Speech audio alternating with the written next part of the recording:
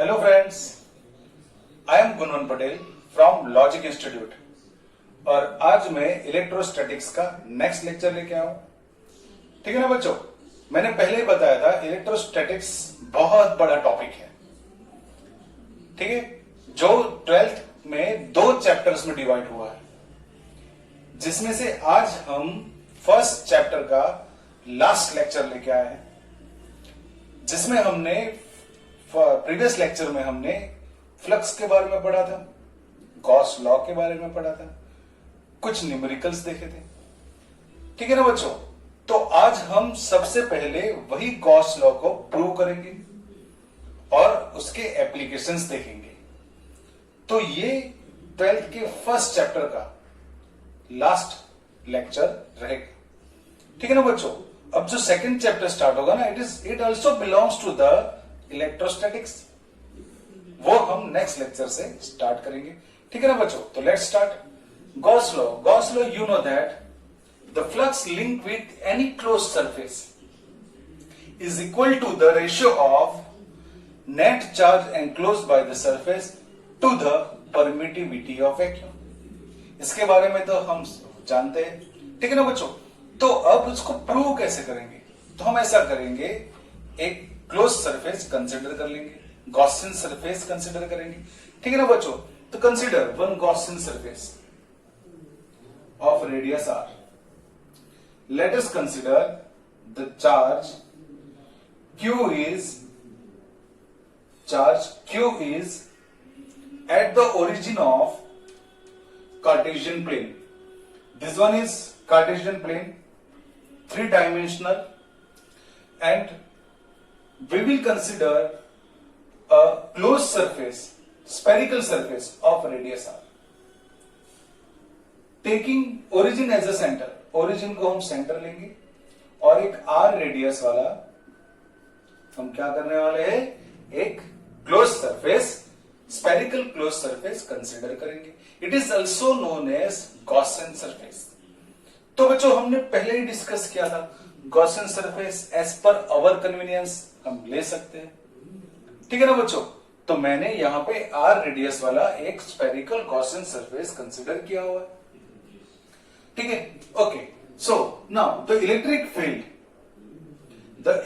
Field of this charge at distance R, क्योंकि ये सारे पॉइंट्स है ना, ये सरफेस के सारे पॉइंट्स, ये गॉसियन सरफेस जो भी स्पेरिकल सरफेस हमने लिया है ना, उसका सेंटर से डिस्टेंस तो आर होने वाला है। मतलब किसी चार्ज से आर डिस्टेंस पे इलेक्ट्रिक फील्ड जो रहेगा वो होगा k⁴/r²। We know about this equation, we know about the electric field intensity of a charge, of a point charge at a certain distance, ये हमें पता है।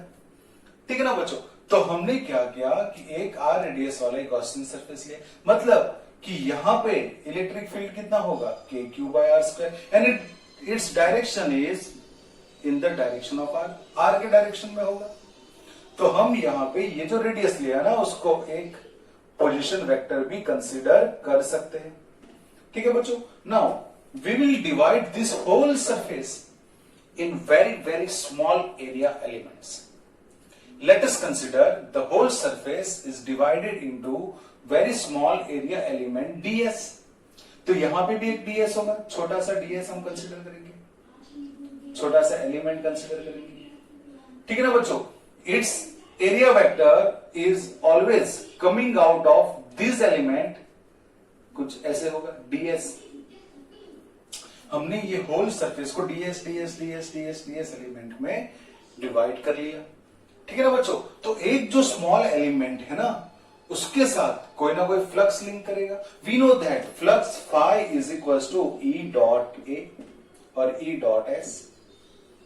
ठीक है ना बच्चों, अब यहां पे एरिया वेक्टर ds है, यहां पे ये एरिया वेक्टर के पास इलेक्ट्रिक फील्ड कितना होगा, it is coming out of this, मतलब away from the charge, positive charge के लिए away from it, and it is also in the direction of, we can see that according to figure we can see that E is in the direction of ds, so the angle between them is 0, दोनों के बीच का angle 0, because they are parallel to each other. अब E का value तो हमने पहले ही बोल दिया, तो we will write like this, the electric field at distance r is E is equals to kq by r square into what? r cap। ये जो इक्वेशन है वो ये रिप्रेजेंट कर रहा है कि q चार्ज से r डिस्टेंस पे अगर कोई पॉइंट होगा तो वहां पे इलेक्ट्रिक फील्ड E का वैल्यू होगा kq by r square into r cap। r cap gives the direction of electric field। ठीक है ना बच्चों। अब यहाँ पे E और ds both are in same direction. आप ये फिगर को ओन वर्ड में इलेबोरेट कर लेना कि consider a charge at the centre of Cartesian plane and the Gaussian surface of radius r। ठीक है ना बच्चों। Now the surface is divided into very small area elements ds। So the flux linked with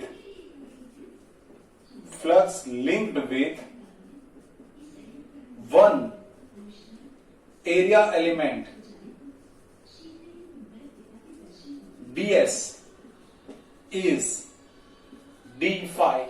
flux is equal to कुछ ऐसे होगा E dot ds, ऐसे लिख सकते हैं। Both are in same direction, that's why the angle between them is 0। So here the net flux linked with closed surface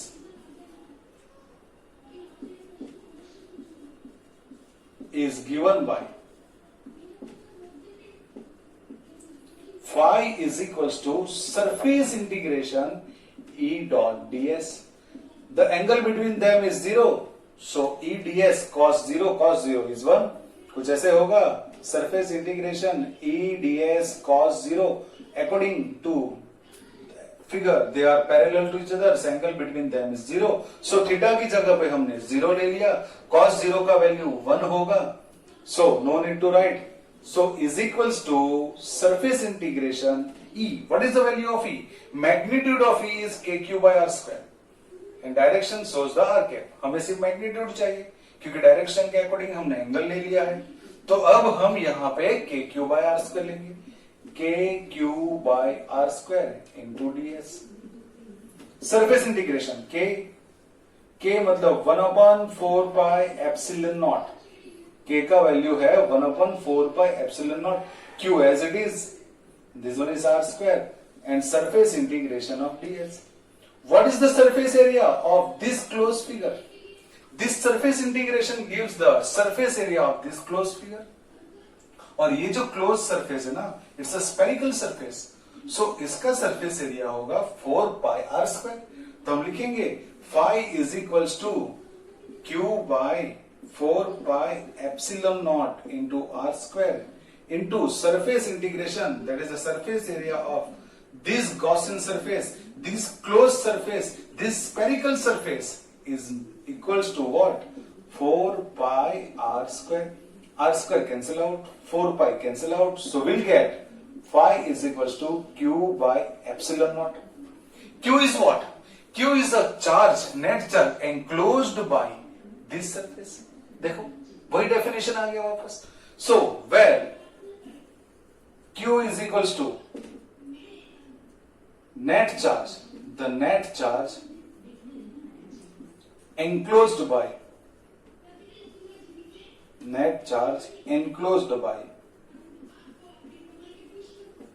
closed surface, and you know that epsilon naught is what? Permittivity of vacuum। simple। this is the proof of or verified, we can say that, hence verified। ठीक है ना बच्चों, एकदम simple सा हो गया। So first जब भी आपको गॉस लॉ को प्रूफ करना होगा, you have to take close surface, एक गॉसियन सरफेस से लो, एक चार्ज कंसिडर कर लो और आप ऐसे प्रूव कर सकते हो। ठीक है ना बच्चों, it's very simplest. Okay, now we will start the applications of Gauss law. Gauss law का यूज करके हम कुछ distribution, uniform distribution of charges का इलेक्ट्रिक फील्ड भी फाइंड कर सकते हैं। ठीक है ना बच्चों? तो देखो एनसीईआरटी में जो सिलेबस के अकॉर्डिंग दिया है वैसे कुछ एप्लीकेशंस हम देखेंगे। एकदम सिंपल सा है। First application of Gauss law, that is the electric field at a point at a distance r from uniformly charged very long wire। अब वेरी लॉन्ग वायर मतलब हम कौन से वायर को वेरी लॉन्ग वायर कंसिडर कर सकते हैं? Infinitely long ऐसे भी बोल सकते हैं। तो वेरी लॉन्ग वायर कैसे कंसिडर करेंगे? तो देखो कुछ ऐसे होगा, whenever the length of the wire is more greater than its diameter, मतलब उसकी थिकनेस के कंपैरिजन में, वायर की थिकनेस के कंपैरिजन में अगर उसका लेंथ बहुत ज्यादा होगा कि हम D को with respect to L neglect कर पाएंगे, that time the wire is considered very long और इन्फिनिटली लॉन्ग। ठीक है ना बच्चों? अब ये वायर है और यूनिफॉर्मली चार्ज है, मतलब इसमें लेंथ आ गया, लेंथ पे कुछ यूनिफॉर्मली चार्ज डिस्ट्रीब्यूट हुआ है, मतलब यहां पे हमें वापस वही कॉन्सेप्ट पे जाना पड़ेगा, that is linear charge distribution. क्योंकि जब भी कोई लेंथ पे, कोई लाइन पे चार्ज यूनिफॉर्मली डिस्ट्रीब्यूट होगा तो हम उसे लीनियर चार्ज डिस्ट्रीब्यूशन बोलेंगे।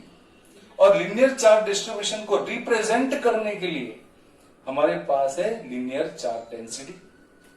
तो हम ऐसा कंसिडर करेंगे कि consider a very long wire, consider a very long wire, लिख सकते हैं consider a very long wire with linear charge density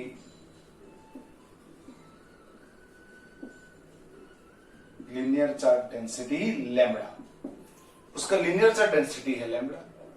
अब हमें इलेक्ट्रिक फील्ड फाइंड करना है एट डिस्टेंस r। अगर हमें electric field at distance r find करना होगा वायर से, ये वायर है और वायर से r डिस्टेंस पे, वायर से परपेंडिकुलर r डिस्टेंस पे हमें जो भी पॉइंट्स रहेंगे वहां पे हमें इलेक्ट्रिक फील्ड इंटेंसिटी फाइंड करना है due to this uniform charge distribution.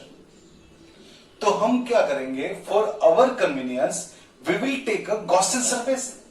और हमें पता है गॉसियन सरफेस तो अकॉर्डिंग टू आवर कन्वीनियंस आप कोई भी शेप का ले सकते हैं।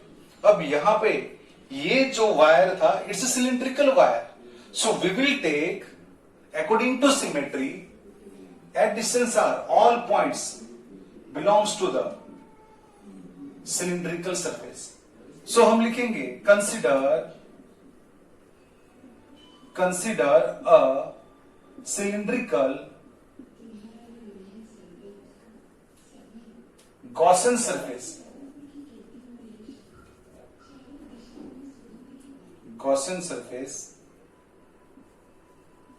of radius r। ठीक है ना बच्चों? एकदम सिंपल सा है।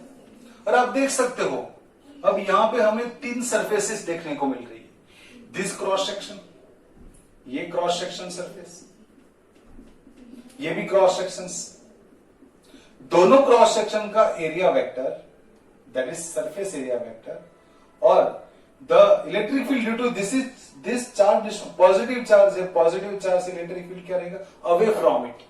तो E और S के बीच का डिस्टेंस एंगल क्या हो गया, 90 परपेंडिकुलर, यहां पे भी 90 परपेंडिकुलर हो गया। ये तो the angle between them, the angle between electric field vector and surface area vector that is cross section surface area, cross section area vector is what, 90 degree, they are perpendicular.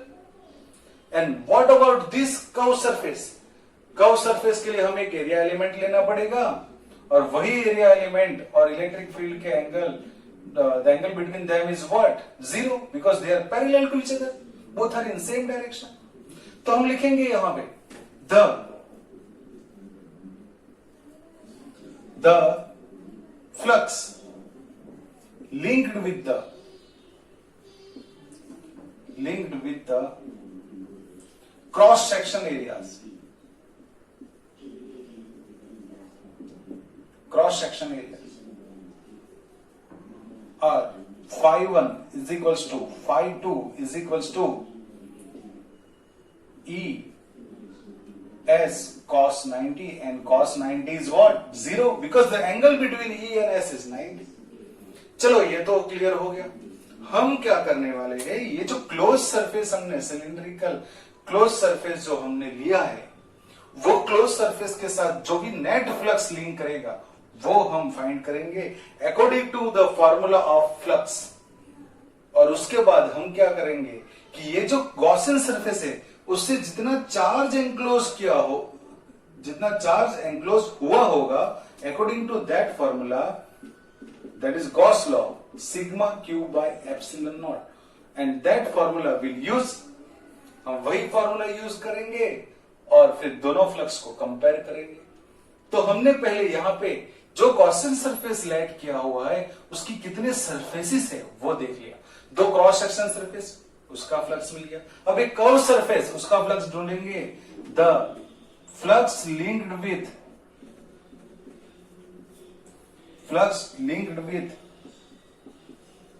Curved surface is phi3 is equals to surface integration E ds cos 0. क्यों cos 0? Because E and ds both are in same direction. Here E is common. Surface integration of ds. What is the surface area? That is curved surface area of this cylinder. You know that 2 pi RH. But here the length of Gaussian surface is L. So we will take E into 2 pi RL. This is the flux link with the curved surface. This is the flux link with the cross section area. सब मतलब total surface के साथ जो flux link किया हुआ है वो मिल गया। तो वो फाइंड करेंगे तो लिखेंगे कुछ ऐसे, इट्स वेरी सिंपलेस्ट। हमने पहले जितने सरफेसेस है वो देख लिया, सारे सरफेसेस का इंडिविजुअल फ्लक्स फाइंड कर लिया। अब हम टोटल करेंगे। The net flux linked with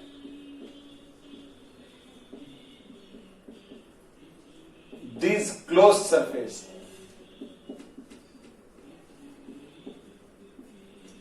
is phi is equals to, we know that phi1 plus phi2 plus phi3, phi1 phi2 are 0 and phi3 is what?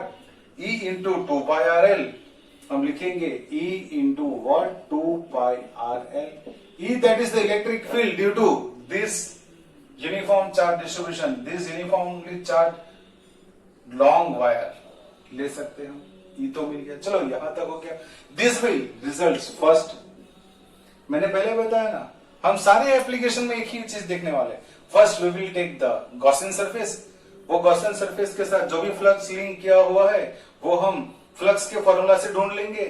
फिर हम क्या यूज करेंगे? Gauss law. Now this is the close surface. अब ये जो close surface है, ये जो हमने सिलिंड्रिकल क्लोज सरफेस लिया, वो सिलिंड्रिकल क्लोज सरफेस में यहां से यहां तक का वायर एंक्लोज्ड हो गया। ये वायर अंदर एंक्लोज्ड हो गया। अब ये वायर का लेंथ क्या होगा? That is the length of Gaussian surface. Gaussian surface का लेंथ L होगा तो ये वायर का लेंथ भी L हो गया। ठीक है ना? ये वायर के ऊपर यूनिफॉर्मली चार्ज डिस्ट्रीब्यूटेड है। अगर इसका लिनियर चार्ज मतलब लैम्बडा ही है, वो तो हमने ले लिया है। If it is lambda then lambda is equals to Q by L ले सकते हैं। Q, that is the charge on this wire. So Q is equal to what? Lambda into L. So we can derive the charge on this wire, charge of this length of L wire. और अगर ये L length का अगर हमें charge मिल जाए तो हम ये सोच सकते हैं कि यही चार्ज ये सरफेस से एंक्लोज हुआ है। अगर चार्ज एंक्लोज हुआ मिल गया तो we can find the flux link with the surface. तो हम लिखेंगे यहां पे the charge enclosed bye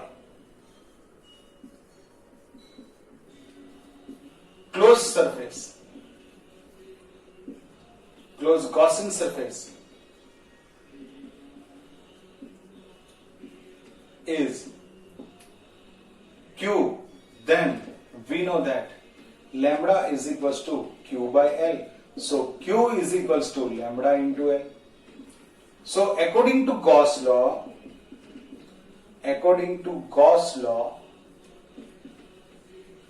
the flux linked with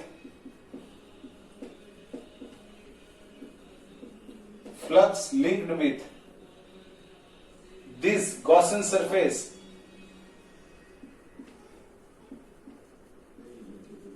is phi is equals to Q by epsilon naught, that is the net charge enclosed by the surface with the ratio to the epsilon naught. Q का value हो गया lambda by L by epsilon naught. This is equation number 2. Now we will compare these two flux. हमने पहले flux जो find किया वो direct formula से, second flux जो फाइंड किया वो गॉस लॉ से. नाउ कंपेयर करेंगे. Comparing 1 and 2, comparing equation 1 and 2 compare कर लो. क्या होगा? E into 2 pi RL is equals to lambda L by epsilon nought. L cancel हो गया. So we will get the formula of E, that is lambda by 2 pi epsilon naught into R. Here we can say that E is inversely proportional to the distance. Thus, E is inversely proportional to the distance. ठीक है ना बच्चों? It's very simplest. Clear हुआ? If you want to write the vector form, तो आप लिख सकते हो the vector form.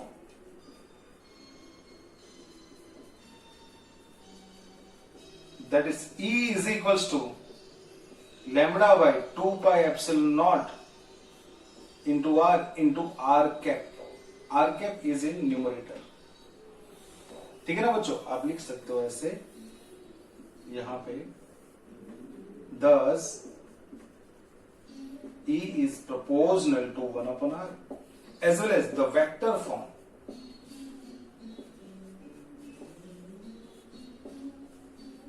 होगा E is equals to lambda by 2 pi epsilon naught into R into what? R cap. This is very simplest. So this is the expression of electric field due to uniformly charged very long wire. ठीक है ना? It's very simple. You have to copy. Done. Okay friends, now the second application of Gauss law. First application में हमने linear charge distribution से कुछ electric field find किया. अब हम सेकंड एप्लीकेशन में सरफेस चार्ज डिस्ट्रीब्यूशन से इलेक्ट्रिक फील्ड को फाइंड करेंगे. ठीक है ना बच्चों? एकदम सिंपल सा है, ध्यान दो. That is the second application is electric field due to uniformly charged very large surface. बहुत ज्यादा, बहुत बड़ी सरफेस, और it is very thin. Large मतलब मैंने पहले बताया था, as compared to its width, that is thickness, its area is very large. So it is considered as a very large surface. अब क्या होगा? यहां पे हमने एक सरफेस लिया, इट इज यूनिफॉर्मली चार्ज. जब भी कोई सरफेस पे यूनिफॉर्म चार्ज डिस्ट्रीब्यूशन होगा तो वापस वही कॉन्सेप्ट, यूनिफॉर्म कौन सा? Surface charge distribution. और जब भी सरफेस चार्ज डिस्ट्रीब्यूशन की बात होती है ना, तब हम सरफेस चार्ज डेंसिटी को कंसीडर करेंगे. तो यहां पे भी हम एक सरफेस लेट किया है. देखो, एक बहुत लार्ज सरफेस है, लेकिन उसका हमने एक छोटा सा पार्ट यहां पे कंसीडर किया हुआ है. It is uniformly charge. देखो, पॉजिटिवली चार्ज हमने रिप्रेजेंट किया है. कन्वेंशनली ज्यादातर हम पॉजिटिव चार्ज ही लेंगे. ठीक है ना बच्चों? जहां पे नेगेटिव चार्ज होगा ना, वहां पे लिख दिया होगा. तो हम कन्वेंशनली क्या करेंगे? पॉजिटिव चार्ज लेंगे for our convenience. And we will consider a Gaussian surface. आप गॉसियन सरफेस सिलिंड्रिकल ले सकते हो यहां पे, या तो क्यूबॉइडल ले सकते हो, क्यूबिकल ले सकते हो, एज पर योर कन्वीनियंस. तो मैंने यहां पे एक सिलिंड्रिकल गॉसियन सरफेस लिया है. जैसे मान लो ये सिलिंड्रिकल गॉसियन सरफेस है, ये हो गया सरफेस, ये सरफेस पे से ऐसे पेनिट्रेट हो गया है.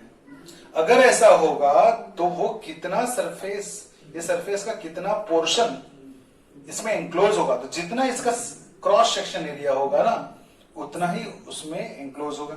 जैसे आप देख सकते हो कि मान लो दिस इज द सरफेस और ऐसा हम एक ऐसे पेनिट्रेट करेंगे तो इतना सरफेस एरिया एंक्लोज हो जाएगा। मतलब इसमें जितना चार्ज होगा वो गॉसियन सरफेस के अंदर आ गया, इतना चार्ज। और इसका सरफेस का डेंसिटी हम सिग्मा लेट करेंगे। तो एकदम सिंपल सा है, ध्यान दीजिए बेटा, बच्चों ध्यान दो, एकदम सिंपल सा। Consider a Gaussian surface or consider a very large, consider a uniformly charged or consider a very large surface, आप ऐसे ले सकते हो, with surface charge density, with surface charge density sigma, you know that surface charge density sigma।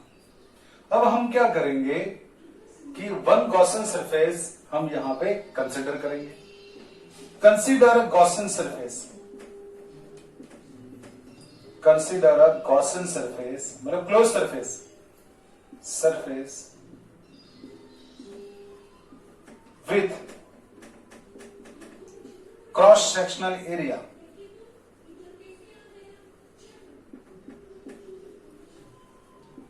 S। हमने यहां पे cross sectional area S वाला एक Gaussian surface, cylindrical Gaussian surface हमने यहां पे लेट किया हुआ, ठीक है ना बच्चों। अब हम लिखेंगे द फ्लक्स लिंक्ड विथ, कितने सरफेसेस है गॉसियन सरफेस का, ये तो क्रॉस सेक्शन हो गया और एक curve surface. Cross section area पे देखो ENS, क्योंकि पॉजिटिव चार्ज के लिए अवे फ्रॉम इट, अगर ये पॉजिटिव चार्ज होगा तो उसमें से अवे जाएगा इलेक्ट्रिक फील्ड। और अगर कोई क्रॉस सेक्शन एरिया होगा तो उसमें से एरिया वेक्टर उसको परपेंडिकुलर और उसमें आउटवर्ड डायरेक्शन में होगा।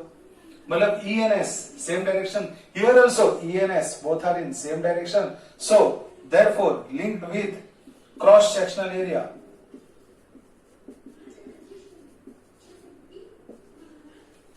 is phi 1 is equals to phi 2 is equals to ES cos 0, because both are in same direction, that's why phi 1 is equal to phi 2 is equal to E into S, because cos 0 is 1। Simple सा calculation. और अब यहां पे curve surface देखो, curve surface को हमने small small element में divide कर लिया, ये DS लेट कर लिया, और DS and E, the angle between E and DS is 90 degree, ये तो 90 डिग्री हो गया। Therefore the flux linked with curved surface area, curved surface area phi 3 is equals to surface integration EDS cos 90 and cos 90 is what, 0। ठीक है ना बच्चों, जैसे angle मिला वैसे हमने फाइंड कर लिया, यहां पे 0 था तो cos 0 is 1, cos 90 is 0। So therefore the net flux linked with the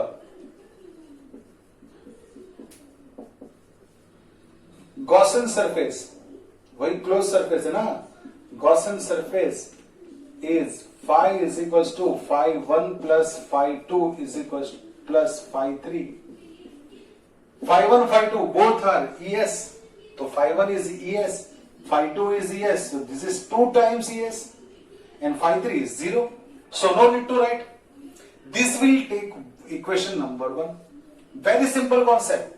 हम क्या करेंगे, यहां पे एक गॉसियन सरफेस लेंगे, वो गॉसियन सरफेस का जो भी फ्लक्स लिंक किया होगा उसको हम एक सिंपल फॉर्मूला से डिराइव करेंगे, and after then onwards we will apply the Gauss law.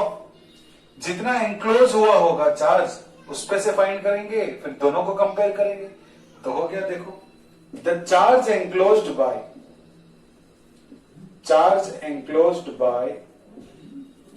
this Gaussian surface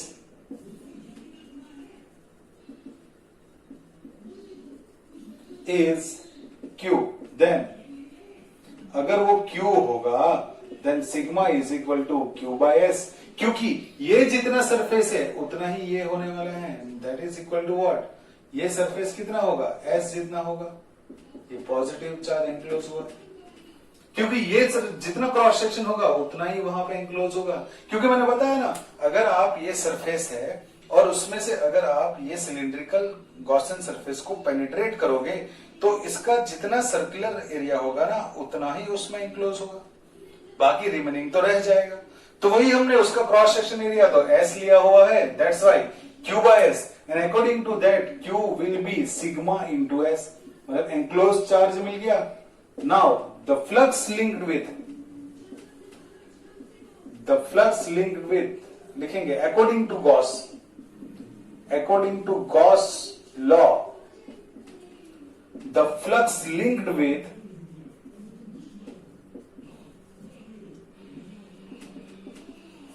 Gaussian surface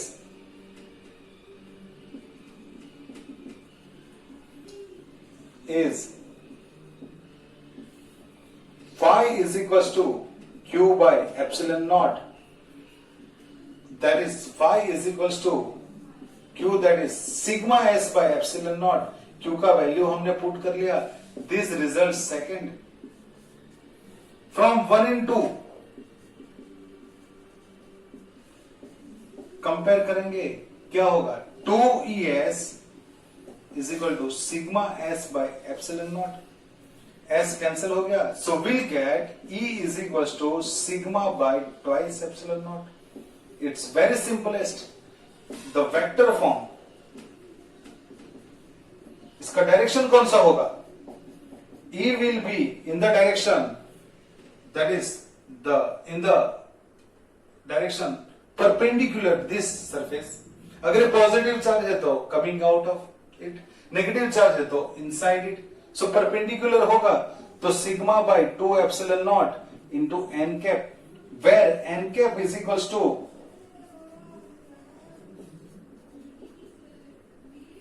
unit vector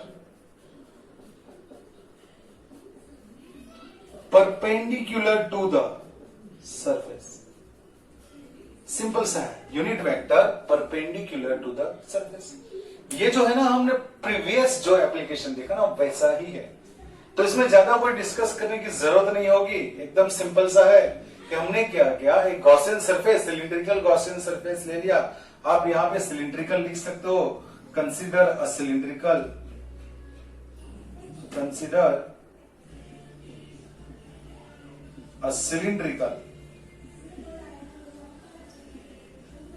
Gaussian surface, cylindrical Gaussian surface।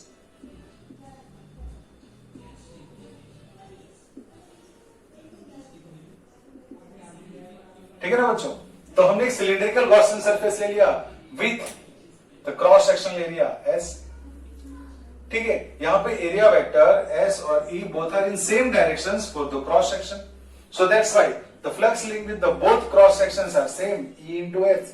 और कर्व सरफेस के लिए परपेंडिकुलर होगा तो 0 हो जाएगा, क्योंकि एरिया वेक्टर, ये देखो ना, आप सोचो ना कि ये क्रॉस सेक्शन है ना, यहाँ पे ये हमने सरफेस लेट किया हुआ है, ये E है और इसका जो कर्व सरफेस है वो ये डायरेक्शन में होगा। अगर कर्व सरफेस ये डायरेक्शन में हुआ तो बोथ आर परपेंडिकुलर, दोनों परपेंडिकुलर हो गए। परपेंडिकुलर मतलब angle between them is 90, so cos 90 0 हो जाएगा, तो फ्लक्स भी 0 हो गया। हमने फ्लक्स 0 ले लिया, देखो यहाँ पे 90 बताया मैंने, E और ds। फिर हमने नेट फ्लक्स फाइंड कर लिया, फिर हमने गॉस एप्लीकेशन का यूज किया, जो चार्ज एंक्लोज हुआ है वो फाइंड किया, वो चार्ज एंक्लोज से हमने फ्लक्स फाइंड किया, फ्लक्स से हमने दोनों फ्लक्स को कंपेयर कर लिया, and we derive the expression of electric field due to uniformly charge surface. ठीक है ना, it's very simple, copy down.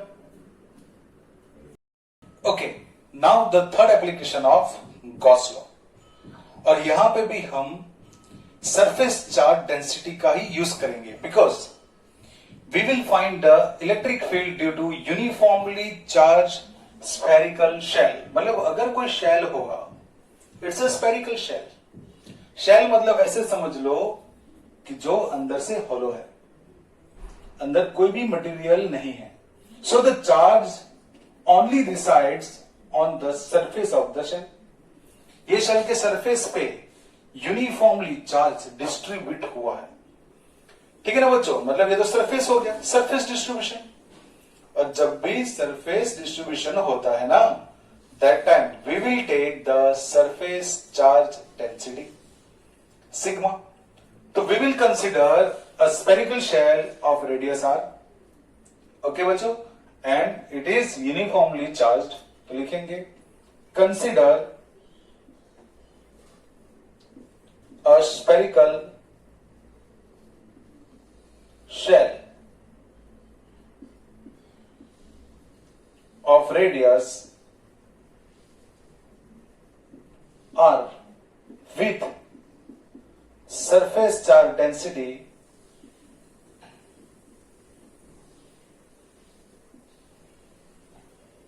Sigma. आप सरफेस चार्ज डेंसिटी सिग्मा वाला एक स्फेरिकल शेल कंसिडर करेंगे. We will find the electric field due to this shell. अब यहां पे कुछ पॉसिबिलिटीज, कुछ केसेस हो सकते हैं. First, we will find the electric field inside the shell. First case. Second is outside of the shell. And third case is obviously on the surface of the shell. अब जहां पे हमें electric field intensity find करना होगा, वो point को consider करके हम एक गॉसियन सरफेस कंसीडर करेंगे.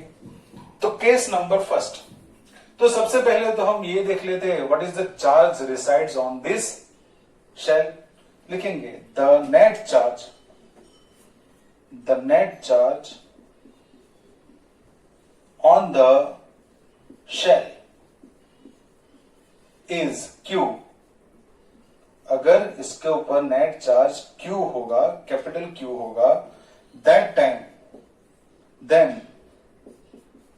we can say that sigma is equals to Q by S.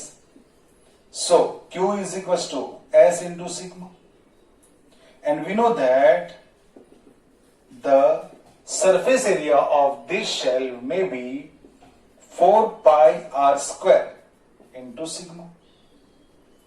मतलब this is the total charge which resides on the shell. ये शेल के ऊपर टोटल चार्ज जो है वो चार्ज कितना होगा 4 pi R square into sigma. यहां पे कैपिटल आर लिया हुआ है because of the R is the radius of this shell. और ये शेल के सरफेस पे ही पूरा चार्ज है, इनसाइड तो एक भी चार्ज नहीं है.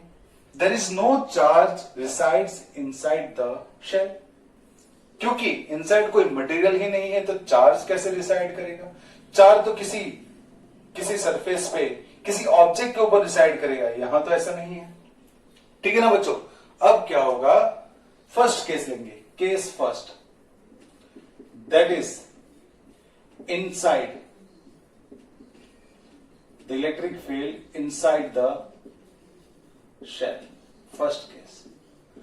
अगर जब भी हम इनसाइड लेंगे शेल के इनसाइड, तो हमें क्या करना होगा, इनसाइड किसी पॉइंट पे इलेक्ट्रिक फील्ड इंटेंसिटी फाइंड करने के लिए हम एक गॉसियन सरफेस लेंगे. और वो गॉसियन सरफेस का रेडियस ऐसे होगा, वो भी स्फेरिकल होगा लेकिन ऐसे होगा कि विच रिसाइड्स इनसाइड. मतलब कुछ ऐसे होगा, let us consider a point P, और उसके अकॉर्डिंग ये पॉइंट P जो है वो सेंटर से R डिस्टेंस पे है. तो हम क्या करेंगे, ये जो R डिस्टेंस लेके उसको एक रेडियस लेके हम एक स्फेरिकल शेल कंसीडर करेंगे. This one is a Gaussian surface. Consider a Gaussian surface. Inside find करने के लिए इनसाइड एक गॉसियन सरफेस लिया, and the radius of this shell is less than the capital R, so that we can say that the Gaussian surface is inside the shell. Consider a Gaussian surface of radius r which is less than capital R. मतलब जो point है ना, वो सारे points जिस point पे हमें electric field intensity find करना है, they all points lie inside the shell. That's why R is less than R. हमने एक ऐसे पॉइंट सारे कंसिडर कर लिए कि जो पॉइंट्स इनसाइड है, जो ये सरफेस पे आए हैं, ये सरफेस जो हमने स्मॉल आर वाला रेडियस वाला स्पेरिकल सरफेस कंसिडर किया है उस पे है। अगर उस पे सारे पॉइंट्स है तो उस पे इलेक्ट्रिक फील्ड इंटेंसिटी कितना हो सकता है? ठीक है ना बच्चों? अगर ये आर डिस्टेंस जो है वो लेस देन कैपिटल आर होगा तभी ये पॉसिबल होगा। That's why R is less than R, मतलब inside the shell. Inside the shell ये आर कोई भी हो सकता है बट लेस देन आर। समझ रहे हो ना? कैपिटल आर से लेस होना चाहिए और कितना भी हो सकता है, क्योंकि वो डिस्टेंस सेंटर से ये आर, ये भी हो सकता है, यहां पे भी हो सकता है, इतना भी हो सकता है, इतना भी, लेकिन it is always less than the capital R. R is less than capital R, मतलब सारे पॉइंट्स इनसाइड कहीं पे भी हो सकते हैं। ऐसा हमने आर्बिटरी आर ले लिया है। अगर ऐसा होगा that time we can say that the net charge enclosed by this Gaussian surface, ये गॉसियन सरफेस से जो भी चार्ज एनक्लोज होगा वो तो जीरो। There is no charge inside the shell because all charges reside on the surface of the cell. तो लिखेंगे the net charge enclosed by this shell, this Gaussian surface, this Gaussian surface is Q equals to 0. There is no charge. Therefore, according to Gauss, लिखेंगे according to Gauss law, the flux linked with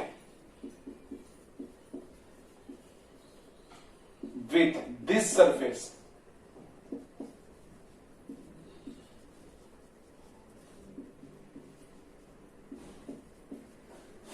this Gaussian surface is phi is equals to surface integration E dot ds, वही है ना formula, is equals to what? Q by epsilon naught. Simple सा logic है, ये direct formula भी use करेंगे हम। So therefore E into surface integration of DS is equal to net charge is zero, so flux becomes zero. So therefore E what is the surface area of this Gaussian surface? ये जो Gaussian surface है वो तो spherical है और उसका radius small are है, तो उसका सरफेस एरिया होगा 4 pi R square equals to 0। Therefore E equals to 0। So we can say that the net electric field inside, net electric field at any point inside the shell is 0, always 0। ठीक है ना बच्चों? It's a mathematically proof. अब हम outside देखेंगे case 2। ठीक है ना बच्चों? ये कॉपी कर लो। Okay, now we will consider, ये वापस रिपीट नहीं करना होगा जब हम केस 2 लिखेंगे। ठीक है ना बच्चों? केस 2 में होगा outside the cell. Case 2 is what? Outside, outside the cell. अब हम क्या करेंगे? आउटसाइड एक गॉसियन सरफेस कंसिडर करेंगे। ऐसा करेंगे हम इनसाइड के लिए, ये जो रेडियस है ना वो आर डैश लेंगे तो ज्यादा कन्वीनियंट रहेगा, क्योंकि वो तो 0 ही होने वाला है। ठीक है ना बच्चों? आउटसाइड के लिए हम कंसिडर करेंगे स्मॉल आर। ठीक है? So consider a Gaussian surface of radius small R which is greater than capital R, मतलब आउटसाइड हो गया। ठीक है ना बच्चों? अब अगर देखो चेंजेस कुछ ज्यादा नहीं होने वाले हैं, एकदम सिंपल सा हो जाएगा। प्लीज ध्यान दीजिएगा, ये जो डिस्टेंस है वो सेंटर से डिस्टेंस है आर, मतलब जो भी पॉइंट हम आउटसाइड कंसीडर कर रहे हैं उसका डिस्टेंस आर होगा, मतलब आर डिस्टेंस में तो बहुत सारे पॉइंट्स होंगे which makes a spherical shell, spherical Gaussian surface, close surface. तो हम ऐसा करेंगे कि एक गॉसियन सरफेस लेट किया हुआ है, उसका रेडियस आर है, मतलब सारे पॉइंट्स का distance from the R which lies outside of the shell, तभी R greater than capital R होगा। तो वो हमने लेट कर लिया। Now the net charge enclose by this Gaussian surface. अब कितना चार्ज एंक्लोज होगा? ये तो पूरा शेल एंक्लोज हो गया। अगर पूरा शेल एंक्लोज हो जाएगा तो शेल पे कितना चार्ज है हमने ऑलरेडी फाइंड किया हुआ है, that is capital Q, that is what 4 pi capital R square into sigma. तो हम लेंगे the net charge enclose by this Gaussian surface is q is equals to capital Q and the value of capital Q is 4 pi capital R square into what? Sigma. It's very simplest. ठीक है ना बच्चों? जो first case में था, first case में तो zero था, इनसाइड एक भी चार्ज नहीं था, एंक्लोज चार्ज जीरो था। सेकंड में जब आउटसाइड लिया तो net charge, total charge enclose हो गया और टोटल चार्ज तो कितना है 4 pi capital R square into sigma. वापस वही according to Gauss law the flux link with this Gaussian surface वही यूज करेंगे। E surface area of Gaussian surface is equal to Q का वैल्यू क्या होगा 4 pi capital R square into sigma divided by epsilon naught. Simple सा है। What is the surface area of Gaussian surface? अब ये जो Gaussian surface हमने लिया है ना उसका रेडियस आर लिया हुआ है, तो ये क्या होगा 4 pi capital R square is equal to 4 pi small R square, क्योंकि गॉसन सरफेस का रेडियस आर लिया हुआ है। अब यहां पे क्या है 4 pi capital R square sigma divided by epsilon naught, 4 pi cancel. So therefore E is equal to sigma capital R square divided by epsilon naught small R square. So this is the electric field at a point outside of the shell. From this we can say that E is proportional to the 1 upon r square. It varies with the distance according to the relation with E is proportional to 1 upon r square. Inversely proportional हो जाएगा, rapidly zero हो जाएगा अगर थोड़ा सा distance ज्यादा होगा तो। ठीक है ना बच्चों? तो ये आप कॉपी कर लो। This is the second case. ये वापस लिखने की जरूरत नहीं है, ठीक है ना। डायग्राम को थोड़ा अपडेट कर लीजिएगा। हमने प्रीवियस वाले में पहले आर लिया था, फिर हमने आर डैश किया, वो भी थोड़ा करेक्शन कर लीजिएगा। अब यहां पे आर लिया तो ये एक फॉर्मूला मिल गया। अब हम क्या करेंगे, we will take the electric field on the surface of the shell. अगर इसके सरफेस पे होगा तब कैसा होगा, प्लीज ध्यान दो। वापस on the surface of the cell, on the surface of the cell, this is case 3, please ध्यान दो, on the surface of cell। अगर सरफेस पे होगा तब कैसा होगा। अब यहां पे हमें कोई गॉसियन सरफेस कंसिडर नहीं करना होगा, हम डायरेक्ट ले सकते हैं, क्योंकि we know that the electric field at distance R. हम लेंगे the electric field at distance R from the centre of shell, centre of shell is E is equals to sigma capital R square by epsilon naught small R square. Already हमने derived कर लिया है, मतलब अगर R greater than capital R होगा तो ये वाला फॉर्मूला हमें पता है, और अगर हमें सरफेस पे लेना होगा for on the surface of cell,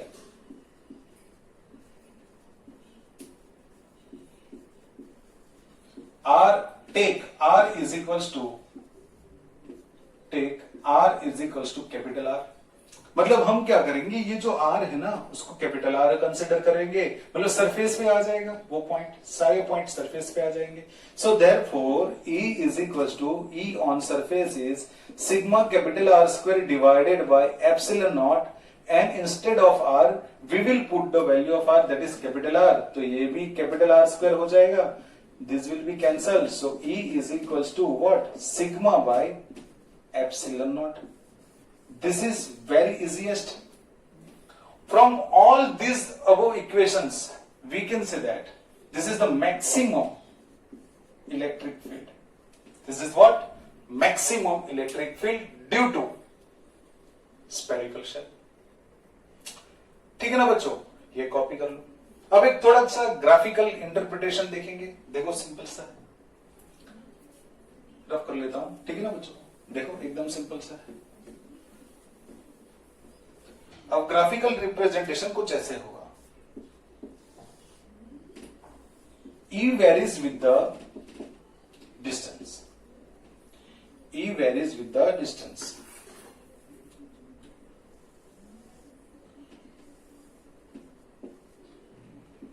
जैसे हमने देखा E varies, E is 0 inside. ठीक है ना बच्चों, इनसाइड के लिए 0 था, आउटसाइड के लिए इनवर्सली प्रोपोर्शनल था, और सरफेस पे क्या हो गया था, मैक्सिमम हो गया था। कुछ ऐसे देखा। यहां पे हम लिख सकते हैं, देखो प्लीज ध्यान दो। This is inside, E equals to 0, outside E is inversely proportional to r square, and on the surface E is equals to sigma by epsilon naught. This is maximum. ऐसे देख सकते हो आप। ये डिस्टेंस जब तक r equal to capital R नहीं होता है, that is r is less than R के लिए इलेक्ट्रिक फील्ड जो होगा वो 0 होगा।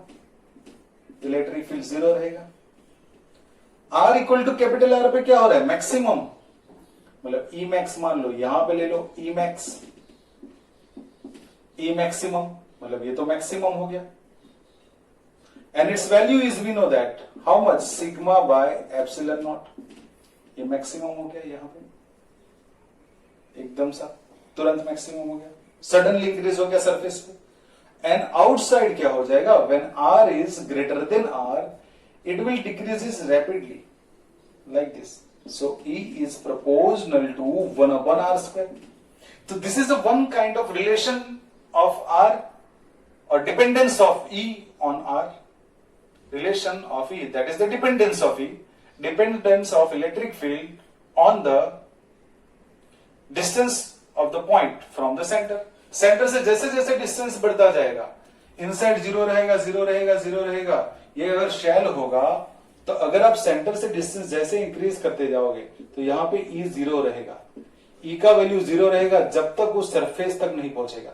जैसे ये सरफेस पे पहुंच गया तो वहां के पॉइंट का इलेक्ट्रिक फील्ड मैक्सिमम हो जाएगा, और it is equal to what, sigma by epsilon naught. फिर आउटसाइड जैसे जैसे डिस्टेंस बढ़ता जाएगा वैसे वैसे E varies with 1 upon R square. कुछ ऐसे होगा। So this is the graphical representation. लिख सकते हम E, the graph of E versus R। ठीक है ना बच्चों, तो ये भी साथ में लिख लो, ये नहीं लिखना है। ठीक है ना बच्चों, ये तो सिर्फ समझाने के लिए समझा है, इतना लिख लो। सो आपको जब भी आपको electric field due to uniformly charge spherical shell का थ्योरी पूछा जाए तो आपको यहां तक लिखना पड़ेगा। ठीक है ना बच्चों, ये तो एक ही बार लिखना है, आपको इसको बार बार रिपीट नहीं करना है। ठीक है, it's very important. Copy down.